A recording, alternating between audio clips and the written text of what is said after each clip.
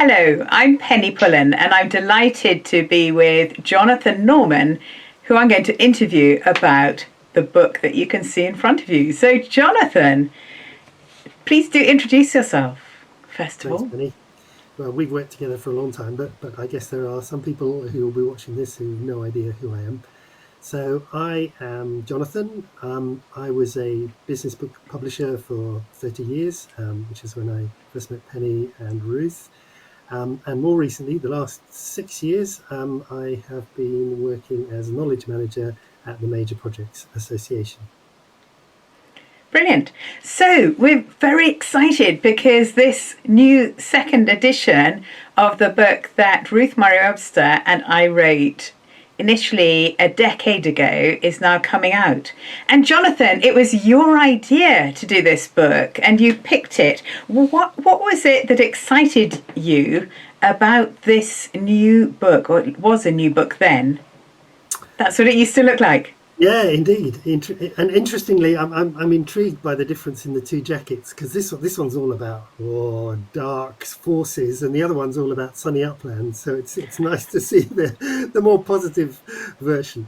I think it was really an understanding that I had published a lot on risk, and particularly risk in projects, and a sense that the problem was really around how people approach risk and how people manage risk. I mean, I don't know, it's probably the same today, but I had a great sense that they were really good at kind of categorizing risk and identifying risk, but they didn't really understand the idea of management. And management is all about, facilitation. It's all about, as the original title suggests, identify, owning, and managing the risk. So it was a real no-brainer. Plus, Absolutely. there was, I think, at the time, and maybe even now, there was nothing else like it out there. Wow. So, yes, if we jump to the new cover, you can see that subtitle, Engaging People to Identify, Own and Manage Risk, is absolutely the same. Yeah. Very important. Wow. So, why do you think this book is so needed now that we've got a second edition? Gosh, that's a good question, but I think in general terms, we talk a lot about uncertainty and complexity, and you've only got to look at the political situation to understand that we face some very big challenges, and the response to that in many cases will be very big projects, which come with very large levels of risk. And I think as we sort of try to do transformational projects that are emergent, being able to kind of make sense of the risk as you go. I mean, projects are no longer things that you neatly plan and then deliver. Projects are things that you plan as you deliver, and that requires really first-rate risk management. So, Jonathan, what excites you about the new aspects in the book? What really stuck out for Yeah, you? yeah. Well, there are a couple of things that jump out. I mean, I looked at the contents list and I can see that you've got a new section on kind of perception and bias, and I think that's really interesting. I have a personal bugbear about project bias, because I think it's really a two-edged sword. We forget that heuristics or bias, or however you like to, they are what enable us to navigate in a really complex environment, and we're very good at it. So we shouldn't necessarily see bias as a bad thing. So, Jonathan, I'm going to bring in my co-author, Ruth Murray-Webster, at this point because it was her content about perception and bias. Hello, Ruth. Hello.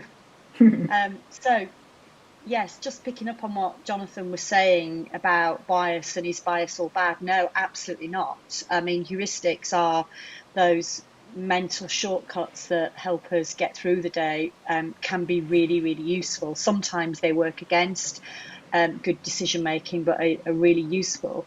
But then there's another set of biases, cognitive biases, that are always bad, always skew our judgment. Mm. And I really got interested in this area. So I've spent my career in organisational change, but I became really interested in risk and worked with Jonathan back and David Hilson back in 2005 to start really exploring the people side of risk management, because although there's absolutely things that need to be correct in terms of process and in terms of tools and, practical things, without the right mindsets and the right understanding of what skews our judgment, then it can be very difficult to get risk management right. So although we touched on it in the first edition, Penny, we really felt we should make more of a point about the importance of bias in this edition. And thank you so much for doing that, Ruth. It's a really helpful edition. Thank you. So, Jonathan, in addition to the new content on expanded content on biases and perception, what else did you find interesting and exciting in the new edition? You've got a section there on hybrid, which I think is particularly interesting and very recent and very current, and goes to something that we haven't really talked about a lot, or we haven't reflected about a lot. I think as project managers, we're very good at just doing stuff and adapting as we go, and we don't necessarily take the time to reflect on the meaning of what's happening around us, and whether the way that we're adapting and the way that we're kind of navigating as we go is the right thing to do. And I think hybrid raises some of those questions. There are a lot of unknowns with what will happen with hybrid and how people work together. And I think what I found was interesting was that lots of people are doing virtual and hybrid workshops, but it's not just workshops where hybrid and virtual are happening in risk management. So we look at the whole sweep of the risk management process, and look at actually where people working virtually might actually make a lot of sense and might actually help you have a better outcome at the end of the process as well. Yeah. Ruth, you look like you might want to come in there. Well, just agreeing that I think the days of let's have a risk workshop and try and step through the whole of the risk management process in one go, those days are gone. I think are gone, and I think there's a much greater understanding of which parts of the risk process are actually served by independent input and where virtual working works really well, and which are the parts of the process that actually need conversation and collaboration, and therefore you need to make either hybrid working or same room, same place, same geography work.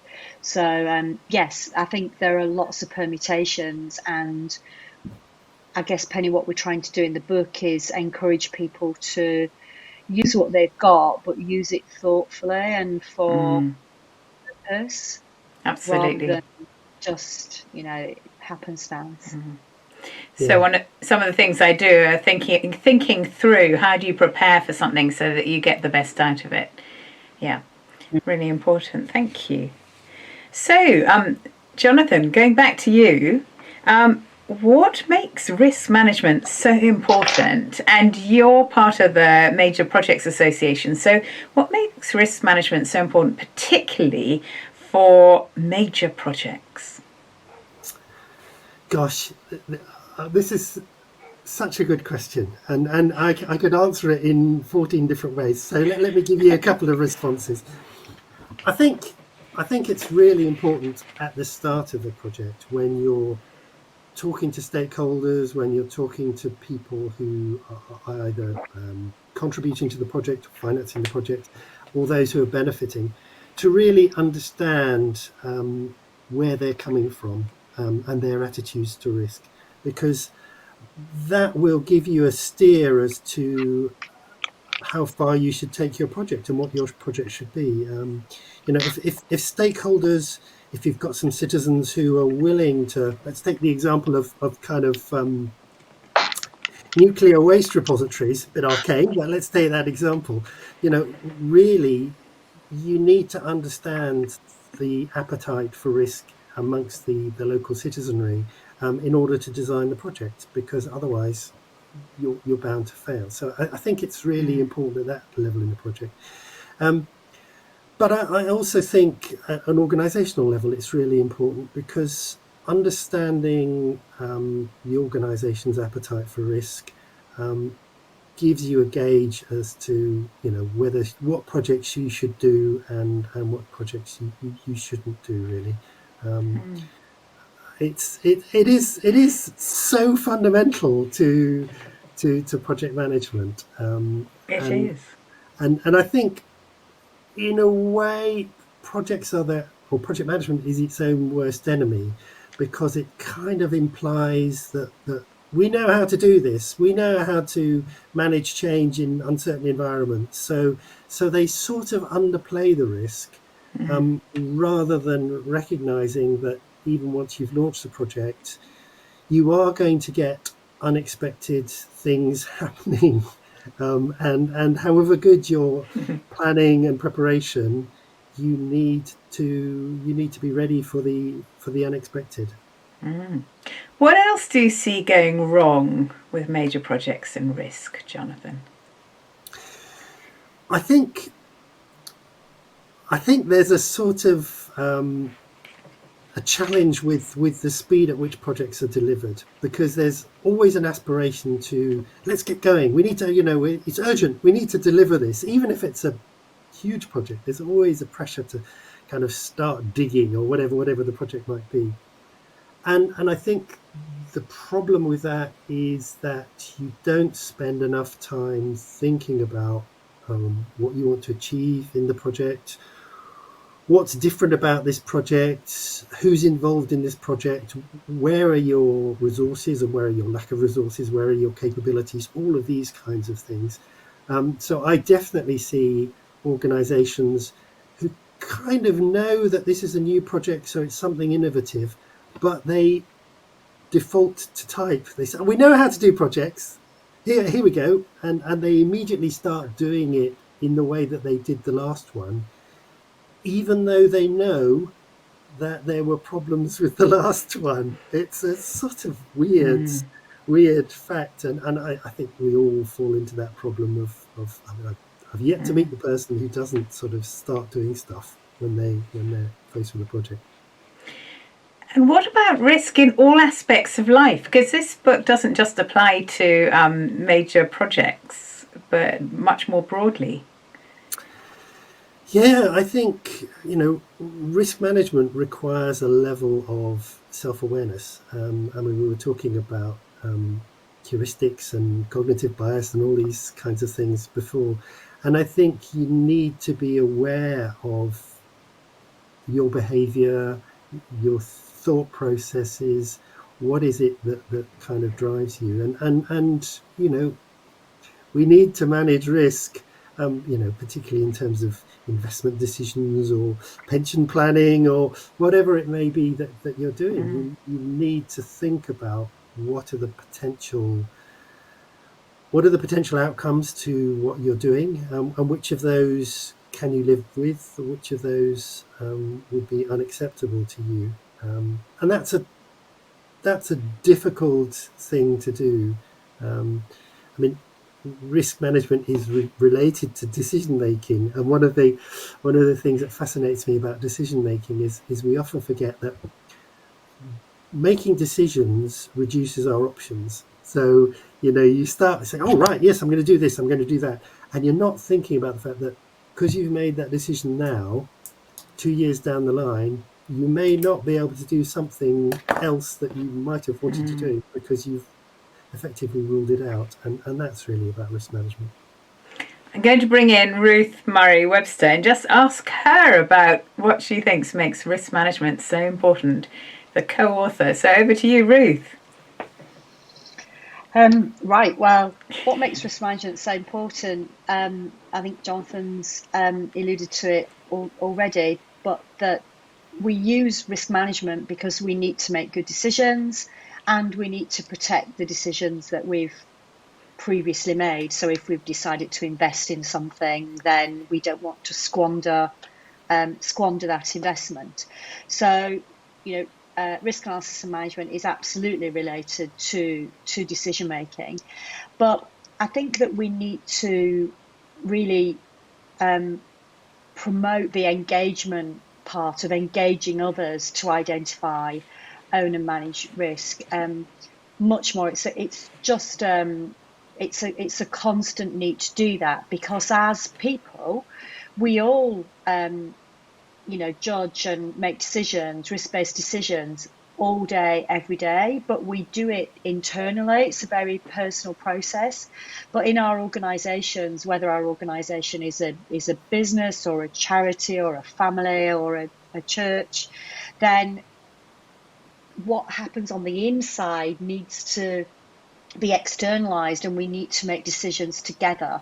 So this is not about saying, oh, you don't know how to do this, because we all do, but we do it in our way and coloured by our own perceptions and attitudes and biases. So it's really about, how do we make effective risk management a team sport rather than an individual sport. And it's vital for organisations to make good decisions, to make decisions at the right time, as Jonathan said, that we don't close down options too soon, that we're open to exploit upside risks, so opportunities, as well as minimising threat. But also that once we have said, yes, I'm going to invest in that project or buy that car, or, that we are then protecting those decisions.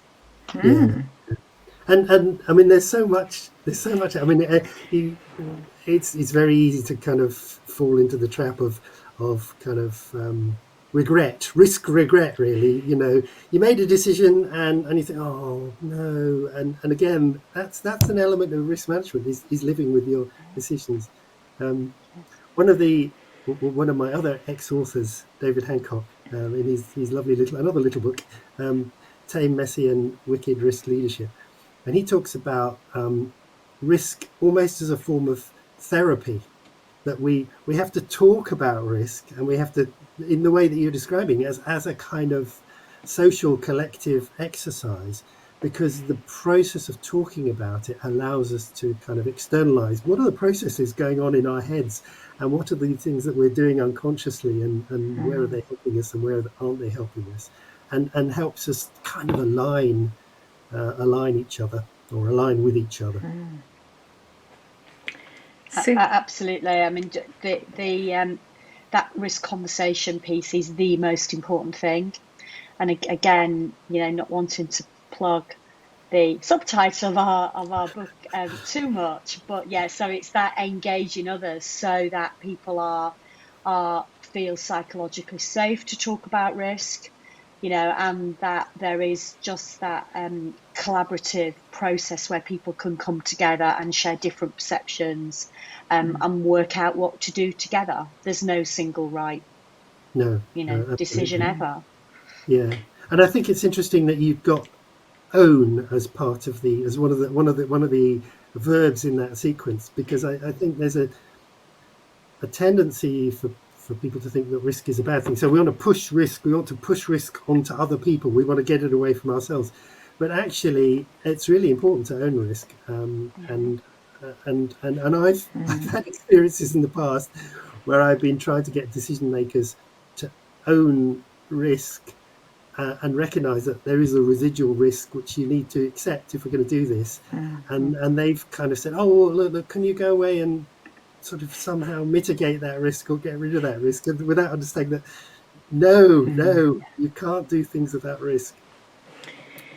So, Ruth, question for you. Have we got any better at risk management over the years between this book coming out in 2011 and the new edition coming out on the 10th of October 2022? There's a long way for organisations to go before they're brilliant at risk management. It's an eternal fascination of mine why this is so difficult to do. but it is really difficult to do well. What I observe, I work in all sorts of organisations and projects, and also at enterprise risk management level. What I observe is that there is more awareness. The technology around risk is advancing quickly. There are much better tools, and some really good advances in AI, and so the technology space has really advanced. But of course, this is not my saying, but a fool with a tool is still a fool. And so the technology is a part of it, but it's not the answer. I also see that there is a more mature conversation about the whole risk management process. So the need to own, the need to manage. But the thing that is patchy and is the make or break thing is really the leadership. So I was very privileged a few years ago to work for a CEO, James Cooper, who absolutely got risk. A risk conversation was the only conversation. He got it. He made it happen. As a leadership team, we were better for that. But if leaders see risk management as a tick box, something that has to be done for the audit committee to fill in the risk register, you don't get that. So it really is all about leadership. In my view, processes, technology, necessary, absolutely not sufficient. And so this is a leadership play. And I think that's what our book is contributing to in some small part. Mm-hmm. Thank you, Ruth. Really good. Yes. I think from my perspective, we are now tending to look forward more than we used to in the past. I mean, there was partly because the project management disciplines were encouraging us to lessons learned. We must analyze to bits everything that we've done in the past, and so we were constantly kind of making decisions based on the analysis of what we've done in the past. And I do think now that we are getting better at looking ahead and trying to make sense of what's ahead and trying to manage on that basis, rather than being constantly driven by kind of lagging historical data. I don't know whether that's because we've just got bored with analysing we've given up, or whether perhaps on the positive side, it's more an understanding that actually planning for the future and looking ahead is just as important as looking back. And there's only so much you can learn from kind of looking back. I think also, just to quickly add to that, things like the COVID pandemic, situations like that have, I think, created much more of an awareness of things that we always knew were possible, were far more likely than we were giving them credit. And so, experiences of, evidence that we've downplayed things in the past, I think is good for heightening awareness, not to make us frightened, but to make us more prepared. If we do risk management well, we're more prepared. We've anticipated and we're prepared. I think it's actually helpful that, no one honestly with a straight face can say, my goodness, we had no idea there might have been a global pandemic because of something that had passed from animals to humans. Like deluded. We knew absolutely. We were just waiting for when, but we weren't ready. Yeah.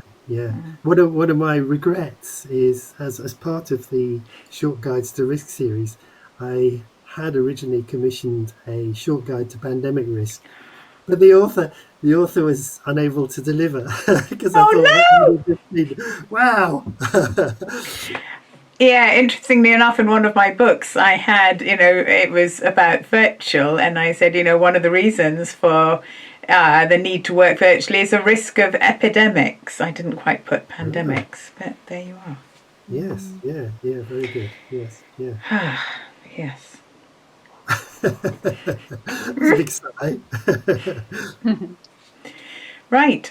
So I suppose all that's left for us to do is to just let everybody know that the new book is out. So the new book, Making Risk Management Work, Engaging People to Identify, Own and Manage Risk, is out on the 10th of October.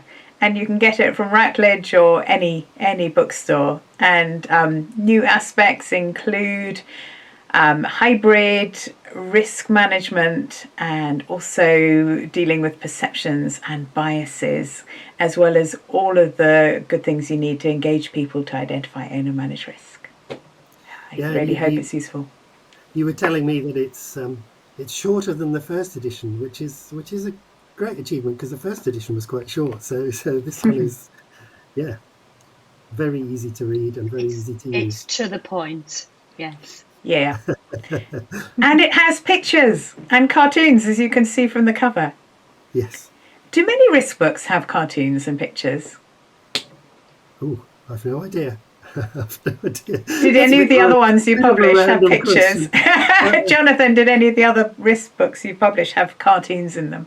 Oh, I don't think Throughout. No. There would have been some nice, tornado diagrams or risk registers or but I can't think of any that had got cartoons. I must admit. Okay, fantastic.